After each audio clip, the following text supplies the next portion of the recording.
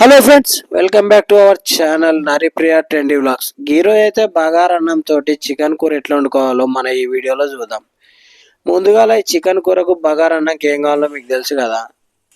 Rice తీసుకోవాలా, గట్లనే ఇంత చికెన్ తీసుకొని ఇది మొత్తం చేసుకోవాలన్నమాట. దీనికి ఏముండదు, 5 రూపాయల పొట్లో మనకు దొరుకుతుంది కదా బిర్యానీ మసాలా ప్యాకెట్ అని, అదొక్కటి ఉంటే సరిపోతుంది. దీంట్లో నేను ఏం తీసుకున్నా, ఒక 4-5 బీన్స్, ఒక క్యారెట్ అవి తీసుకొని పక్క పెట్టుకోవాలి. దీంట్లో ఒక స్పూను నెయ్యి వేసుకొని, అట్లనే ఒక స్పూన్ ఆయిల్ వేసుకొని, దీంట్లో ఇందాక చెప్పినాక 5 రూపాయల బగారా మసాలా అది వేసుకొని, ఒక ఉల్లిగడ్డ, గింత బీన్స్, ఒక పచ్చిమిర్చి, క్యారెట్ వేసుకొని, కరివేపాకులు వేసుకొని కలుపుకోవాలి. దీంట్లోనే సగం కట్ట కొత్తిమీర, సగం కట్ట పుదీనా వేసుకొని మొత్తం కలుపుకొని, దీంట్లో ఇంత ధనియాల పొడి దంచుకోవాలి. ఇక ధనియాల పొడి, గిన్నెల పొడి అంతా కలుపుకొని పక్కకు పెట్టుకొని, ఇందాక మనం ఎప్పుడైతే రైస్ ఎట్లా వండుకుంటామో అట్లనే దాంట్లో ఇది వేసుకొని ఇంత ఉప్పు తగిలించుకొని వాటర్ పోసి రైస్ కుక్కర్లో వేసి పక్కకు పెట్టుకుంటే మన బగారా రైస్ అయితే రెడీ అయిపోతుంది. ఇక మనం రెగ్యులర్గా ఎట్లా వండుకుంటాం అన్నం కల్లానే ఇవన్నీ వేసుకోవాలన్నమాట. ఇక తర్వాత ఒక కడాయి పెట్టుకొని ఒక 3 పెద్ద సైజు ఆనియన్లు పోసుకొని, ఇక నూనె వేసుకొని దాంట్లో కలుపుకొని, దాంట్లోనే ఒక 2 టమాటాలు, 2 పచ్చిమిరపకాయలు వేసుకొని మంచిగా కలుపుకోవాలి. ఇక అదంతా పేస్ట్ కొట్టుకొని పక్కకు పెట్టుకొని ఒక గిన్నె పెట్టుకొని, దాంట్లో ఒక 2 కప్పుల నూనె అయితే పోసుకుంటున్నా గిన్నెల.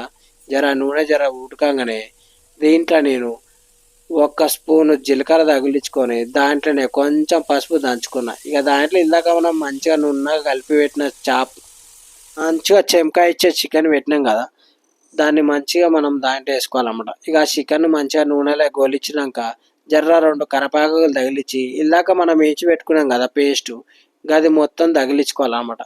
ఇక పేస్ట్, ఉల్లిగడ్డ పేస్టు, టమాటా పేస్ట్ అంతా దీంట్లో కలుపుకొని మంచిగా కూతలు ఉడకంగానే దీంట్లో ఇంత కారం తగిలించుకొని, దానికి మన రుచికి సరిపడా ఉప్పు తగిలించుకొని మళ్ళీ ఒకసారి మొత్తం కలబెట్టుకోవాలన్నమాట. మంచిగా నూనె కలబెట్టినాక ఇక మూత చూసినావా కుతలాడుతుంది కదా, నూనె కూడా తేలింది. దీంట్లో ఒక చిన్న కప్పు పెరుగు వేసుకోవాలి. ఇక ఈ పెరుగు వేసుకొని ఆ పెరుగు కూడా మంచిగా పెట్టినాక అబ్బా ఏముందా మంచిగా తుక్క అని ఉడుకుతుంది కదా. ఇప్పుడు ఇంత చికెన్ మసాలా, ఇంత కోరియాండర్ పౌడర్ దల్లించి ఇక మొత్తం మంచిగా కలుపుకోవాలన్నమాట. ఇక చూసిరు కదా మంచిగా అయింది కదా.